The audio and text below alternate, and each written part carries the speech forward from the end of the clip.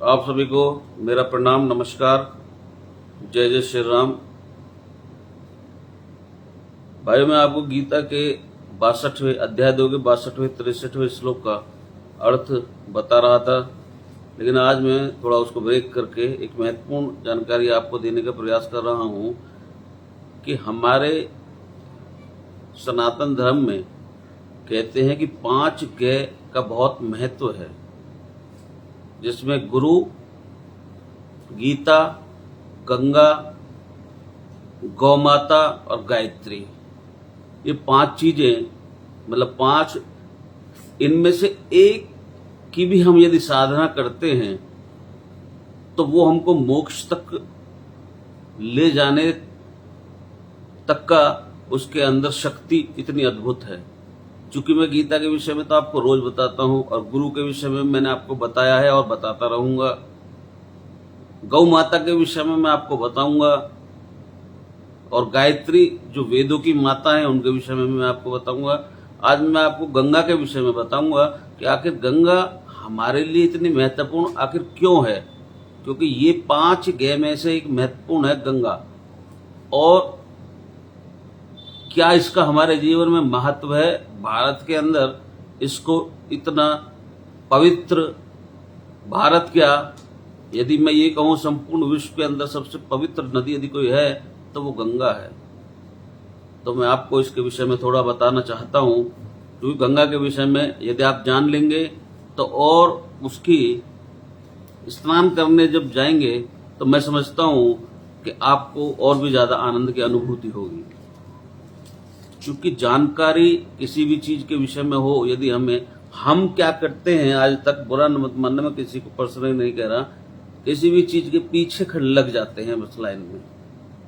समझने का और उसको जानने का हमने कभी प्रयास नहीं किया, इसीलिए हमको सब हिंदुओं को कोई भी बड़े आराम से भ्रमित कर लेता है, और कोई भी उन पर कहते हैं ना, हिंदुओं का इतिहास पढ़ के देख लीजिए क्या रहा है इस इतिहास, वो इसी वजह से रहा है, अज्ञान, मतलब ज्ञान के अभाव में, अज्ञानता के कारण।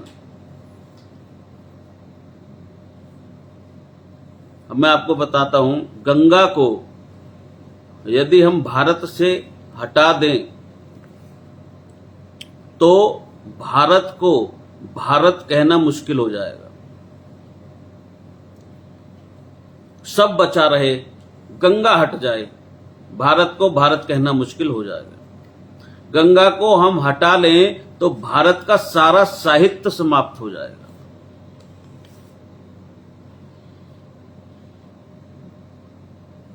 उसमें अधूरापन नजर आएगा। गंगा को हम हटा लें तो भारत के न मालूम कितने ऋषियों के नाम खो जाएंगे। गंगा को हम हटा लें तो हमारा तीर्थ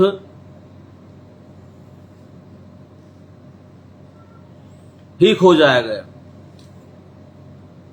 हमारे सारे तीर्थ की भावना खो जाएगी। गंगा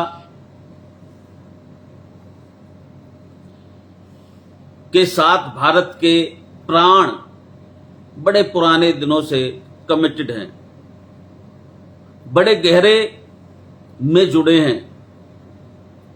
गंगा जैसे हमारी आत्मा का प्रतीक हो गई है, उसी प्रकार भारत का भी यदि कोई आत्मा है और उसको कोई प्रतीक हो तो वो सिर्फ और सिर्फ हमारी मां गंगा है। पर क्या कारण होगा गंगा के इस गहरे प्रतीक बन जाने का कि हजारों हजारों वर्ष पहले भगवान श्री कृष्ण ने गीता में भी कहा है कि नदियों में मैं गंगा हूं। गंगा कोई विशेष उस अर्थ में नहीं है, गंगा से और भी बड़ी नदियां हैं, गंगा से और भी लंबी नदियां हैं, गंगा से बड़ी विशाल नदियां हैं पृथ्वी पर। गंगा कोई लंबाई में विशालता में, चौड़ाई में, किसी दृष्टि में बहुत बड़ी नहीं है। कोई बहुत बड़ी इसका ये नहीं है कि इसका आकार बहुत बड़ा है तो इसलिए इसको पूजा जाए, ऐसा कुछ नहीं है। ब्रह्मपुत्र है,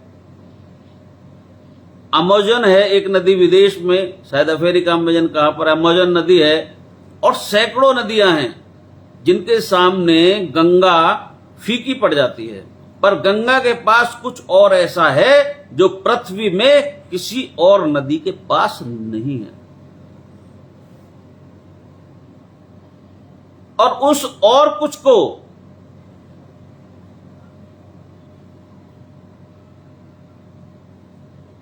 वजह से ही भारतीय मन ने गंगा के साथ एक तालमेल बना लिया।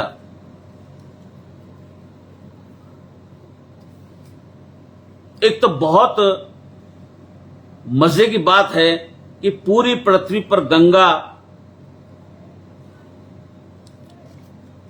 केवल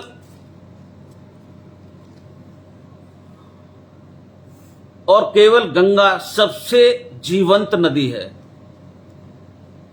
alive. We can say that our Ganga river is alive. सारी नदियों का पानी आप बोतल में एकत्रित कर लीजिए तो सभी नदियों का पानी सड़ जाएगा, गंगा का कभी नहीं सड़ेगा, because that water is alive, वो जीवित है।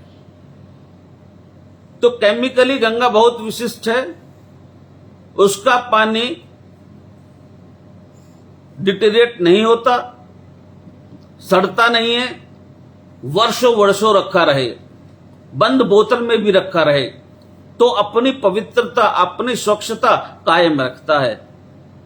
ऐसा किसी और नदी में इस पृथ्वी पर कहीं नहीं है। सभी नदियों के यानी इस अर्थों में सब नदियां गंगा के सामने कमजोर हैं। गंगा का पानी इन अर्थों में विशेष मालूम पड़ता है, उसका विशेष केमिकल गुण मालूम पड़ता है। गंगा हमारे जो अंतिम संस्कार है उसके बाद में हड्डियां, अस्थियां भी उसमें डाली जाती हैं, लाशें भी डाली जाती हैं। गंगा में हमने हजारों हजारों वर्षों से लाशें बहाई हैं। अकेले गंगा के पानी में सब कुछ लीन हो जाता है। हड्डी भी, दुनिया की किसी नदी में ऐसी क्षमता नहीं है कि वो हड्डियों को भी अपने अंदर समाहित कर ले, उसको पिघला दे, अपने में लीन करके और स्वच्छ बनी रहे। और गंगा को ये सारी चीजें जो होती हैं, कोई भी चीज आज तक अपवित्र नहीं कर पाई। गंगा सभी को आत्मसात कर देती है, अपने अंदर ग्रहण कर लेती है। हड्डी को भी, कोई भी दूसरे पानी में हम लाश को डालेंगे तो क्या होता है, यू ऑल नो, पानी सड़ जाता है, खराब हो जाता है, सभी जानते हैं। लेकिन गंगा में आप कुछ भी डाल दीजिए, वर्षों तक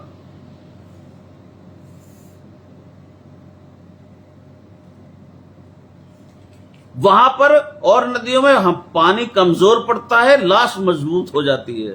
कहने का अर्थ है पानी में लाश को हम डालते हैं, लाश ही उसमें बिखर जाती है, मिल जाती है, अपने तत्व में। गंगा अद्भुत बहती रहती है जो उसको अपने अंदर समाहित करके उसके गुणधर्म को एक तरफ खत्म कर देती है और अपने जो स्वयं के गुणधर्म हैं वो उसके हमेशा अलाइव रहते हैं, उस पर कोई भी किसी भी प्रकार का प्रभाव नहीं पड़ता। गंगा के पानी की बड़ी केमिकल परीक्षण हुए, वैज्ञानिकों ने किए हैं, और अब तो ये वैज्ञानिक रूप से भी सिद्ध हो चुका है, प्रमाणित हो गया। उसका पानी असाधारण है, साधारण पानी नहीं है। अब विषय ये आता है कि ये क्यों है असाधारण, ये भी थोड़ी हैरानी की बात है, जानने योग्य बात है। देखिए, जहां से गंगा निकलती है वहां से और भी बहुत सारी नदियां निकलती हैं। जिन पहाड़ों पर से गंगा होकर गुजरती है वहां से और बहुत सारी नदियां होकर गुजरती है, सब जानते हैं। तो गंगा में जो मिल जाती है वो गंगा जैसी हो जाती है, नहीं तो वह अपने स्वयं का उसका अलग वजूद रहता है। गंगा में मिलने पर उसके खनिज दूसरी नदी के उसके तत्व वो गंगा में मिलते ही गंगा के जैसे हो जाते हैं।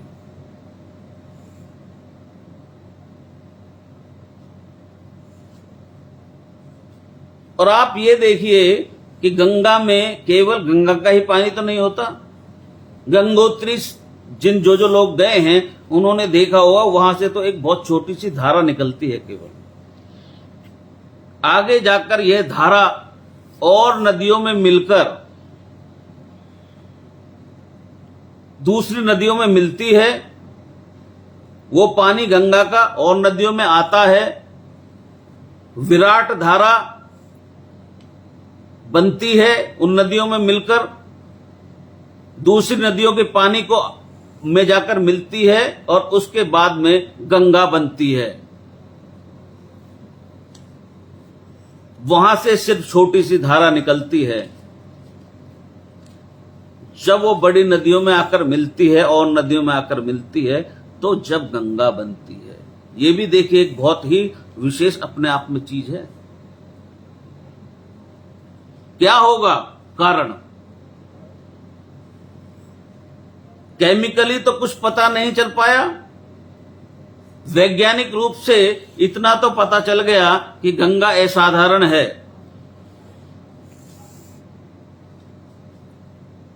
कि उसके पानी में खनिज और केमिकल्स का भेद है। विज्ञान इतना ही कह भी सकता है, क्योंकि मैंने आपको पहले बता चुका हूं, नासा हो या कोई भी वैज्ञानिक संस्था हो उसकी सीमाएं हैं, परंतु हमारे सनातन धर्म की कोई सीमा नहीं है। जैसे परमात्मा निराकार है उसी प्रकार सनातन धर्म भी निराकार है। लेकिन और एक भेद है, वो भेद विज्ञान के सामने अभी तक नहीं आया, परंतु एक न एक दिन वो भेद अवश्य उनके सामने आएगा,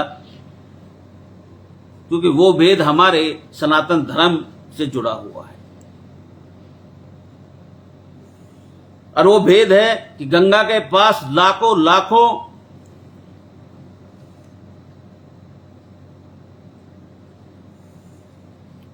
लोगों ने जीवन की परम अवस्था को पाना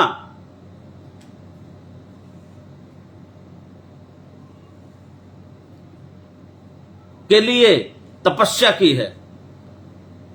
ये मैं आपसे कहना चाहूंगा कि पानी, जब कोई व्यक्ति अपवित्र व्यक्ति पानी के पास मात्र बैठता है, अंदर जाने की बात तो एक अलग है, केवल उसके पास बैठता है, चाहे कोई भी पानी हो, तो वह पानी के पास बैठने से पानी प्रभावित होता है और पानी उस व्यक्ति की तरंगों से आच्छादित हो जाता है।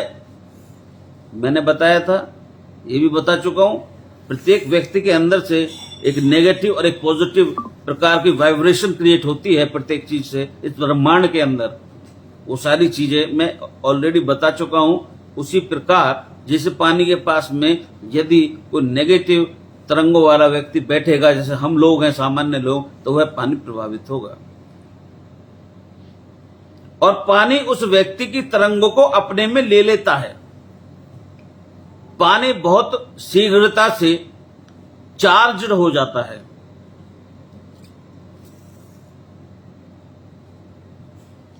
पानी बहुत शीघ्रता से व्यक्ति से अनुप्रणित हो जाता है, पानी पर छाप बन जाती है। लाखों लाखों वर्ष से भारत के मनीषियों ऋषियों गंगा के किनारे बैठकर प्रभु को पाने की चेष्टा करते रहे हैं। और जब भी कोई एक व्यक्ति ने गंगा के किनारे प्रभु को पाया है, प्राप्त किया है, तो गंगा उस उपलब्धि से वंचित नहीं रही। गंगा भी आच्छादित हो गई है। गंगा का किनारा, गंगा के रेत का कण कण, गंगा का पानी, सब इन लाखों वर्षों में एक विशेष रूप से स्पिरिचुअल केमिस्ट्री, आध्यात्मिक रूप से तरंगित हो गया है। उसकी सारी वाइब्रेशंस गंगा के अंदर गई हैं। इसलिए हमने गंगा के किनारों पर तीर्थ बनाए हैं, इसलिए लोग गंगा की यात्रा करते हैं। इसलिए लोग सोचते थे कि गंगा में जाके पाप धुल जाएंगे। वो पाप गंगा की वजह से नहीं धुलते भाई, लेकिन गंगा के पास जो मिल्यू है,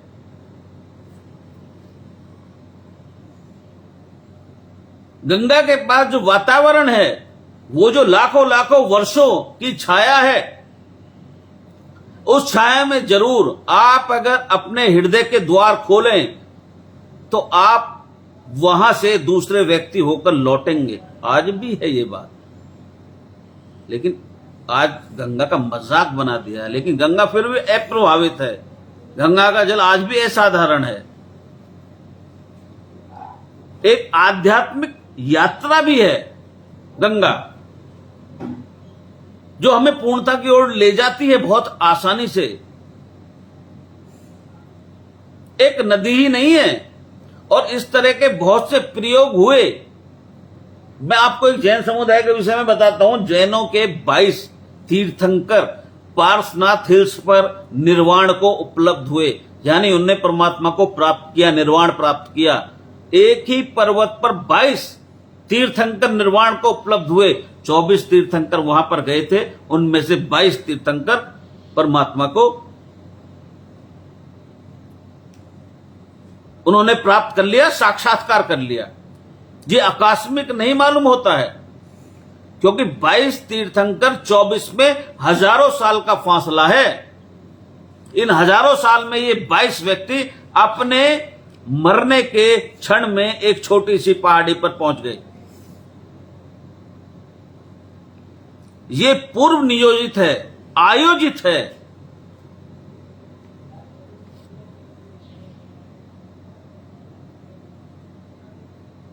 उस पूरे पहाड़ को उन्होंने चार्ज करने की चेष्टा जैन तीर्थकारों ने की।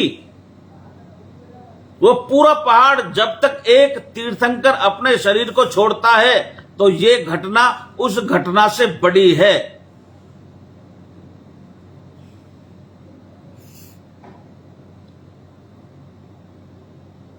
जब एक का विस्फोट होता है, यानी कि एक तीर्थंकर वहां पर, एक व्यक्ति वहां पर अपनी आत्मा को परमात्मा में लीन करता है, यानी कि उसको साक्षात्कार होता है, तो वहां पर एक अलग प्रकार का विस्फोट होता है जब वो मिलती है, जब वो शरीर छोड़ता है। लेकिन हमें पता चल गया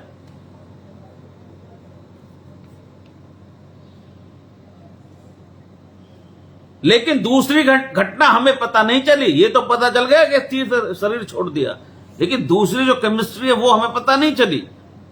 वैज्ञानिक अब कहते हैं कि एक अणु के विस्फोट में इतनी ऊर्जा पैदा होती है कि सारी पृथ्वी आग से भर जाए। आपने सुना होगा जापान में हिरोशिमा नागासाकी में जो अणु का विस्फोट हुआ था, उसमें लगभग 1,20,000 लोग 5 सेकंड में खाक हो गए थे। अणु आंख से भी दिखाई नहीं देता, इतना सूक्ष्म होता है। और अणु के विस्फोट का मतलब क्या है?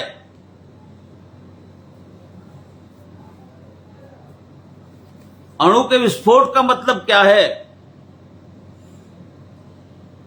अणु के विस्फोट का मतलब है कि 3 चीजें होती हैं। I already told you, electron, neutron और प्रोटॉन।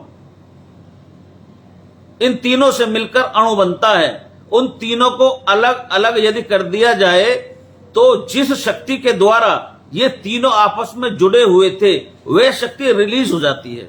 समझने का प्रयास करना। जब एक बम विस्फोट हुआ तो इन तीनों को जोड़ने के लिए हमने एक शक्ति का इस्तेमाल किया, इन तीनों को एक पास लेके आए। लेकिन जब वह शक्ति, जब ये अलग अलग होते हैं तो क्या होता है, वो शक्ति रिलीज होती है, मुक्त हो जाती है। वही शक्ति 1,20,000 आदमियों को 5 सेकंड में मार देती है, भड़ाक कर देती है। एक छोटा सा अणु जो आंख से दिखाई भी नहीं देता। अगर हम अणु को समझना चाहें तो 1,00,000 अणुओं को एक के ऊपर एक रखें तो आपके एक बाल के बराबर मोटाई के बराबर एक अणु होगा। इतना छोटा सा अणु 1,20,000 लोगों को मार देता है।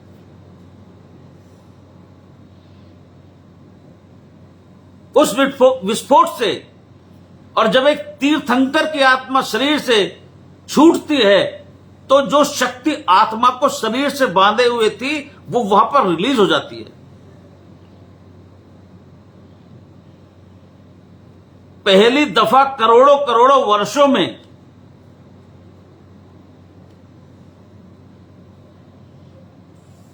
कोई आदमी शरीर से बंधा रहता रहा है। अब उसकी आत्मा सदा के लिए शरीर को छोड़ रही है। शरीर और इसको बांधने वाली जो शक्ति थी वो छूटेगी। वही शक्ति इस पहाड़ पर बिखर जाएगी। 22 तीर्थंकर इसी प्रकार से क्रमानुसार उस पहाड़ को इलेक्ट्रिफाइड कर देंगे। वो पहाड़ मैग्नेटिक हो जाएगा। फिर इसके बाद लाखों वर्षों तक लोग उस पहाड़ की तीर्थ यात्रा करते रहेंगे, इस आशा से कि वो भी उस मैग्नेटिज्म, उस चुंबक, उनके प्राणों को भी छू ले और स्पर्श कर लें।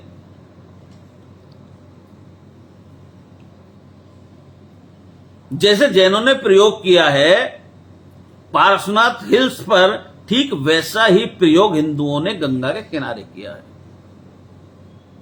सत्य है कि जिसका हृदय रूपांतरित हुआ हो और परमात्मा के लिए समर्पित हो गया हो, वो सारा वातावरण उससे प्रभावित हो जाता है। कण कण उसके प्रभाव को ले लेता है, एब्जॉर्ब कर लेता है, आत्मसात कर लेता है। वही शक्ति गंगा में भी है।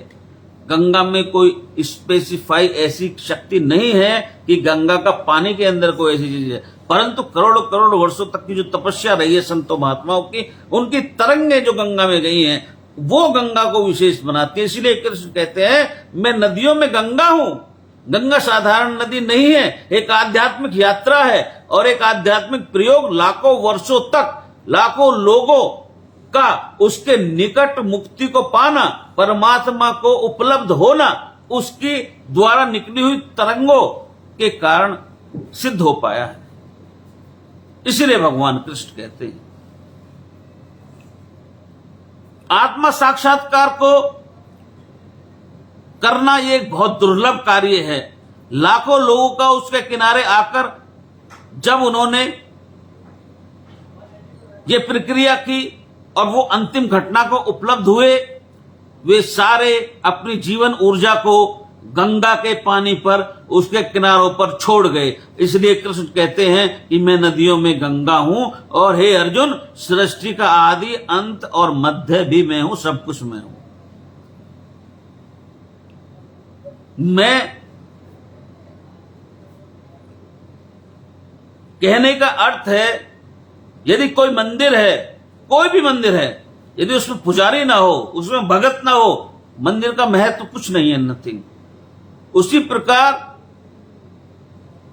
गंगा मात्र पानी था, लेकिन गंगा को ऋषियों, मुनियों ने, तपस्वियों ने उनके किनारों पर, आपने देखा होगा ज्यादातर सुबह के समय क्या दिखाते हैं, जल के किनारे, वो भी गंगा जल के किनारे बैठ के यदि आप योग साधना करते हैं तो आपको सिद्धि जल्दी मिल जाती है। तो लोगों ने तो करोड़ों करोड़ों वर्ष, लाखों लाखों वर्ष करी है वहां पे तपस्या। इसी वजह से उनकी तरंगे, पॉजिटिव एनर्जी इतनी अधिक मात्रा में जा चुकी है कि वो आज तक नेगेटिव नहीं हो पाई है। उसमें कुछ भी डाल दो, कूड़ा डलता है, उसमें नाले जाते हैं, कुछ भी मिला दो, वो सब शुद्ध हो जाता है। तो फिर मैं आपको ये बात बता रहा हूं कि गंगा, गायत्री, गुरु,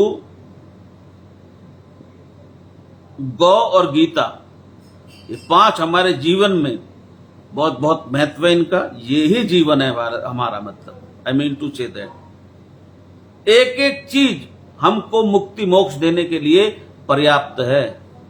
चाहे वो गुरु हो, चाहे वो गौ माता हो, चाहे वो गंगा हो, चाहे गीता हो, चाहे वो गायत्री हो, परंतु आवश्यकता है समझने की और उसको उपयोग में लाने की और उन चीजों को अनुग्रहित करने की और उन माध्यमों को अपनाने की जिन माध्यमों से उस शस्त्र के द्वारा हमें परमात्मा की प्राप्ति हो सकती है। शस्त्र कौन सा?